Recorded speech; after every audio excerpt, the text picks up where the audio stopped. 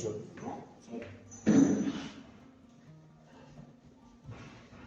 Merci de nous recevoir aujourd'hui. Alors, je suis Vanessa. Je suis une amie à Caroline et Édith. Ça fait moins de 5 ans qu'on se connaît et on est très proches. Je suis super contente de voir cette église, ce rassemblement, parce que je sais que ça a été un désir donc, de Caroline et Didier. Et aujourd'hui, le Seigneur a pourvu cette rencontre, ce fellowship ici. Donc, c'est les merveilles que Dieu fait.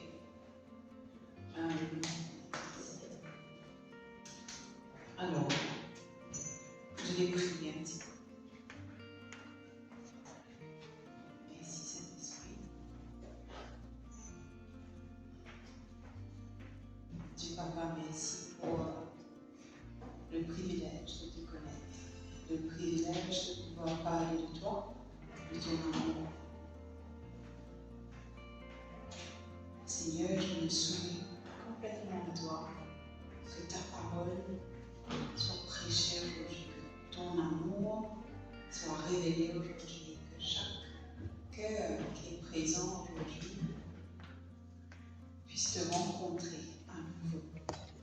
Saint-Esprit, déverse ta puissance dans le cœur, déverse ta puissance dans cette atmosphère. Et que ta volonté soit faite. Merci Seigneur.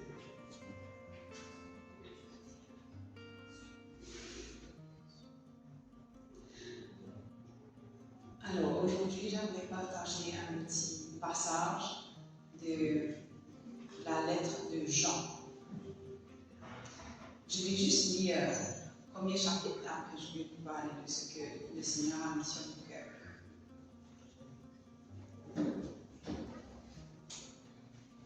Ce qui existait dès le commencement, nous avons entendu, nous l'avons vu de nos propres yeux, nous l'avons regardé et nos mains l'ont touché.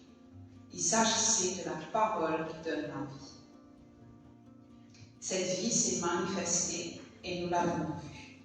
Nous lui rendons témoignage et c'est pourquoi nous vous annonçons la vie éternelle qui était auprès du Père et qui nous a été révélée. Ce que nous avons vu et entendu, nous vous l'annonçons à vous aussi. Ainsi, vous serez unis à nous dans la communion que nous avons avec le Père et son Fils Jésus-Christ. Et nous écrivons ceci nous-mêmes afin que notre joie soit complète. Voici le message que nous avons entendu. Jésus-Christ, nous avons entendu de Jésus-Christ et que nous vous annonçons. Dieu est lumière et il n'y a aucune obscurité en lui. Si nous prétendons être en communion avec lui, alors que nous vivons dans l'obscurité, nous sommes menteurs. Nous n'agissons pas selon la vérité. Mais si nous vivons dans la lumière, comme Dieu lui-même est dans la lumière, alors nous sommes en communion les uns avec les autres et le sang de Jésus, son Fils, nous purifie de tout péché. Si nous prétendons être sans péché, nous nous trompons nous-mêmes et la vérité n'est pas en nous. Mais si nous confessons nos péchés, nous pouvons avoir confiance en Dieu, car il est juste. Il pardonnera tous nos péchés et nous purifiera de tout mal. Si nous disons que nous n'avons pas péché, nous faisons de Dieu un menteur et sa parole n'est pas en nous. Alors, quand j'ai demandé à Dieu qu'est-ce qu'il voulait partager aujourd'hui, il m'a montré le jardin d'Éden dans la Genèse. Et la première chose que j'ai vue, c'était le serpent. Et après, je me suis dit, pourquoi le serpent? Parce que moi, quand je pense au jardin d'Éden, je pense à Adam, Ève, la paix, la beauté, je pense à la présence de Dieu qui est là, en communion. Il n'y avait pas de division, il n'y avait pas de honte, il n'y avait pas de séparation avec Dieu. Quand Dieu parlait, on l'entendait et on pouvait converser avec lui. Et il n'y avait pas de péché. Mais Dieu me montre le serpent en premier. Ensuite, il m'a dit, tu vois, dans le monde, le serpent représente la tentation. Parce que dans l'histoire de la Genèse, Adam et Ève avaient tout.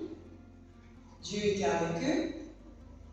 Et Dieu leur avait dit, vous êtes libres de tout faire, de tout manger.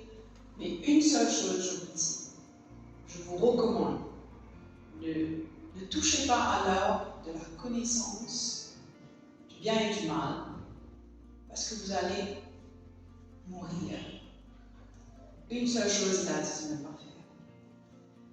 Et par amour pour Dieu, ils vivent en communion avec lui et en obéissance. Après, le serpent arrive.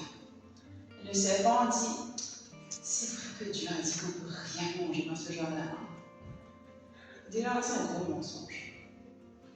Elle lui dit non, il a dit qu'on peut tout manger.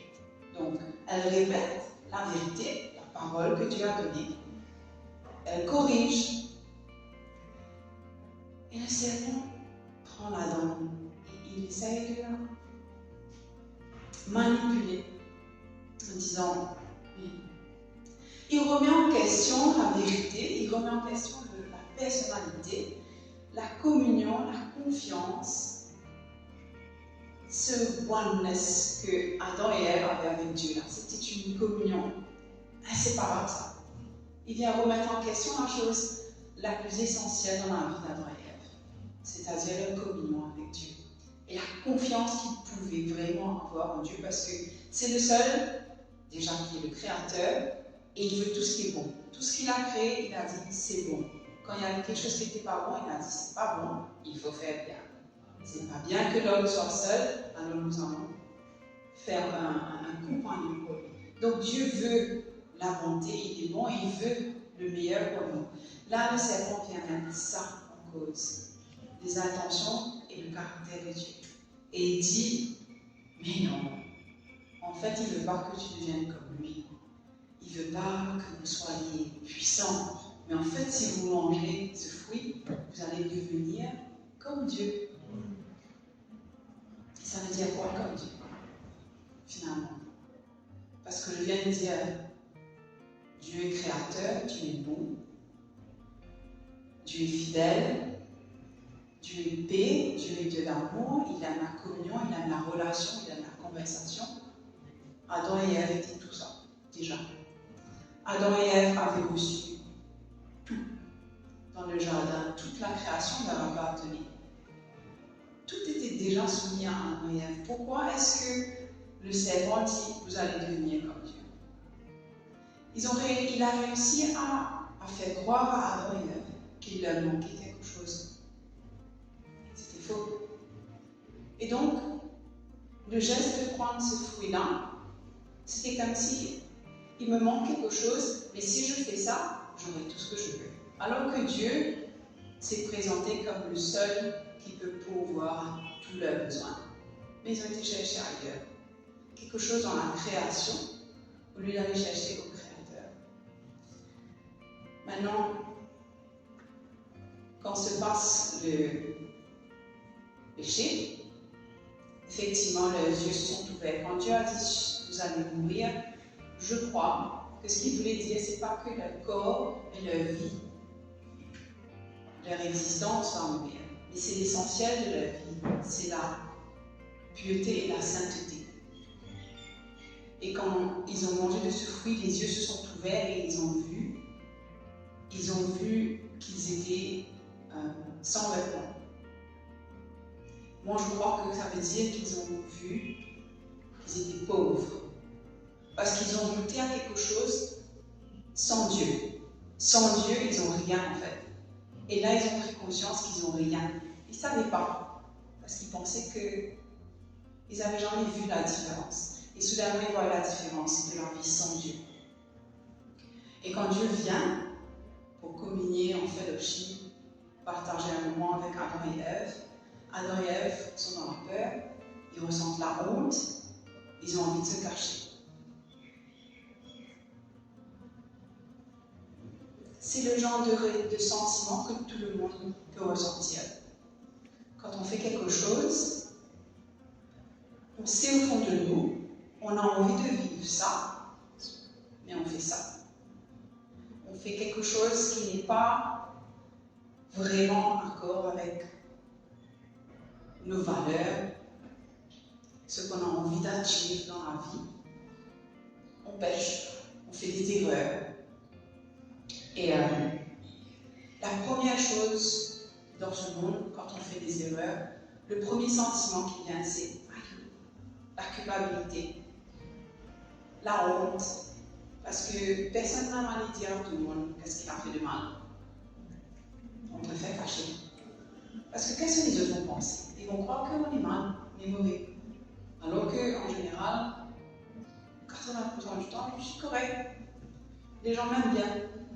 Mais s'ils savent ça, ils ne vont plus m'aimer. Et dans cette histoire de la Genèse, Adam et Ève sont les premiers à ressentir ce genre de choses. Ils se disent, allez, Dieu va vouloir nous punir.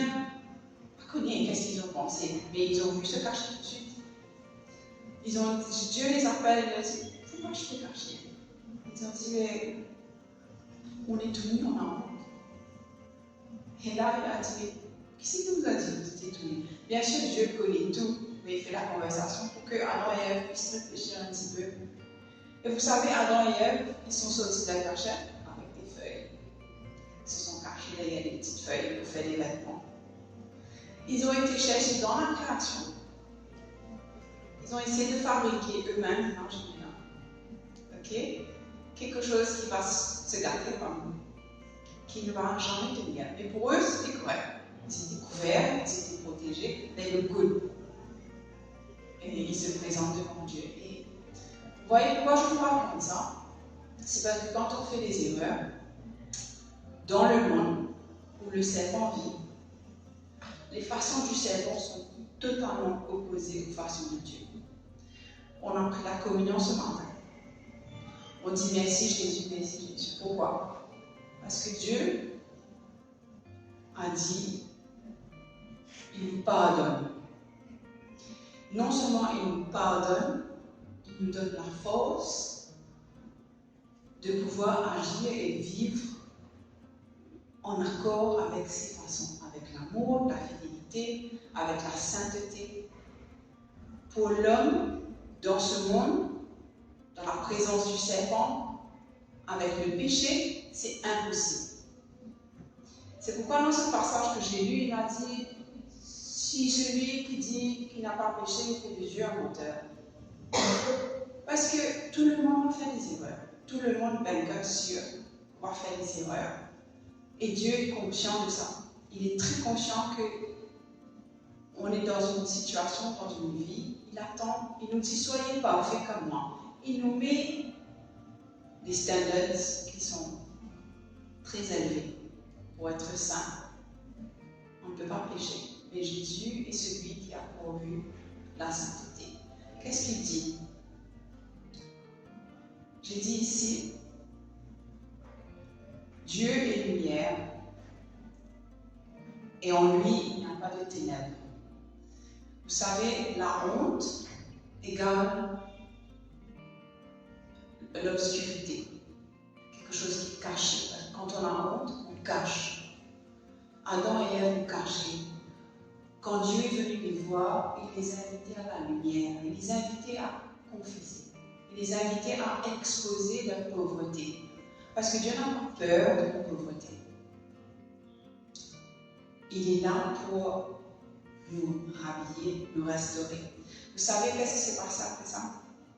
Quand ils sont sortis de la cachette, Dieu a dû tuer un animal dans la création qu'il venait de faire. C'est la première fois que le sang a coulé dans la création. Il a tué un animal pour pouvoir faire des vêtements avec la peau des animaux, pour couvrir Adam et Ève. C'est une image de ce que Jésus fait aujourd'hui. Son corps a été livré, son sang a coulé, pour qu'il puisse couvrir le péché, pas seulement couvrir et le péché reste là, complètement nous laver de nos péchés. Aujourd'hui, nous sommes restaurés dans ce jardin d'Éden où nous avons communion avec Dieu. Nous avons la capacité, et ce n'est pas donné à tout le monde, c'est un privilège que nous avons, que d'avoir entendu la voix de Dieu, que d'avoir reçu dans notre cœur que Dieu nous aime, qui nous pardonne, qui nous appelle à la lumière, à la communion avec lui. Donc,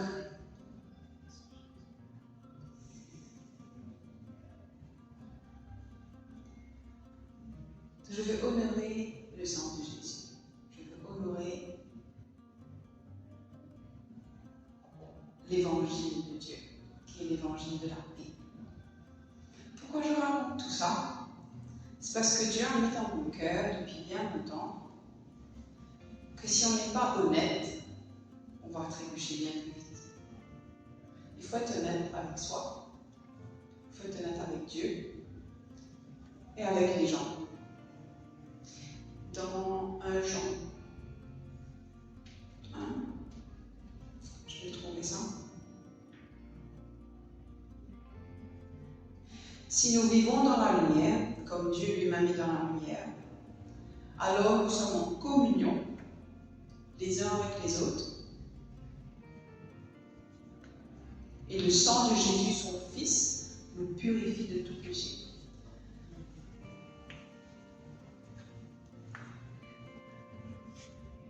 Vous voyez, Dieu nous appelle à avoir la relation avec lui. Mais ici, il nous dit, vous êtes en communion les uns avec les autres. Parce que Dieu a dit, aime le Seigneur ton Dieu, aime ton prochain comme toi-même. J'ai l'impression qu'on peut accomplir des merveilles dans le monde. On peut prêcher, on peut faire des miracles, on peut avoir des grands business, on peut avoir tout. Mais si on n'aime pas, si on n'a pas cet amour de Dieu, si on n'aime pas son prochain, si on ne s'aime pas nous, on ne vit pas. Et Dieu sait que c'est le seul qui voit nos cœurs.